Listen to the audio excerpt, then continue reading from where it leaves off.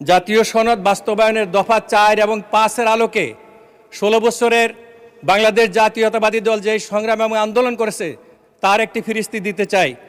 মাননীয় স্পিকার, আপনি জানেন আমাদের নেত্রী দেশনেত্রী বেগম খালেদা জিয়া 2008 থেকে 2015 সাল পর্যন্ত এই স্বৈরাচারী সরকারের বিরুদ্ধে দুর্বার আন্দোলন করেছিলেন।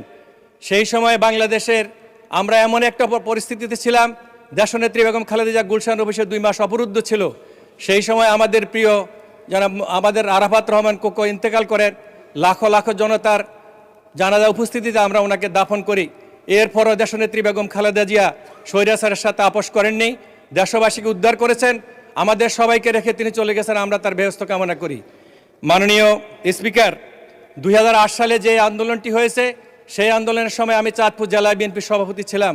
সেই সময় আমার নেতৃত্বে 22 জন নেতা শাহাদাত বরণ করেছে। একইভাবে 2024 সালে আমার নির্বাচনী এলাকার 4 জন নেতা শাহাদাত বরণ করেছে। 2টি শাহাদাতের বিষয়ে 2 রকম রিওয়ার্ড করা হয়েছে। যেহেতু জুলাই সনদের 4 এবং 5 দ্বারা 16 বছরের দীর্ঘকাল ধরা হয়েছে, সেই জন্য 2024 সালে সকল শহীদ পরিবার 25 লক্ষ কোটি টাকা পেয়েছে। কিন্তু যে সময়ে আমরা আন্দোলন করেছিলাম সেই সময় 22 জন নেতা আমার এলাকায় শাহাদাত বরণ করেছে, কিন্তু তাদের পরিবার কষ্ট ক্লিষ্টে জীবনযাপন করে। আমি আজকে মহান সংসদে অনুরোধ করব সকল শহীদকে সমমর্যাদা দিয়ে একেবারে 25 লক্ষ টাকা দিয়ে ওই কষ্ট ক্লিষ্ট পরিবারগুলিকে সহযোগিতা করার জন্য। তার পাশাপাশি অনুরোধ করব আপনি সহ বহু নেতা কর্মী দীর্ঘ 16 বছর জেল যাপন করে তার পরিবার একেবারে গরিব হয়ে গেছে। সেই জন্য যারা জেল জুলুম হুলিয়া মামলা নিয়ে তারা কর্মহীন অবস্থাতে তাদের জীবনযাপন করেছে, সকলকে রিওয়ার্ড করা হোক। মাননীয় স্পিকার, আপনি এমন একজন ভাগ্যবান ব্যক্তি, এই সংসদে আপনার 7 বার প্রবেশ করেছেন। আপনার এই কাল সময়ে এই সংসদটির যিনি স্থপতি ছিলেন মার্কিন স্থপতি লু আইকন, তিনি যদি জানতেন এই সংসদে মানুষের বিরুদ্ধে আইন পাশ করে মানুষকে শাসনের নামে শোষণ করা হবে, তাহলে তিনি এই সংসদ ভবনটি এভাবে তৈরি করতেন না।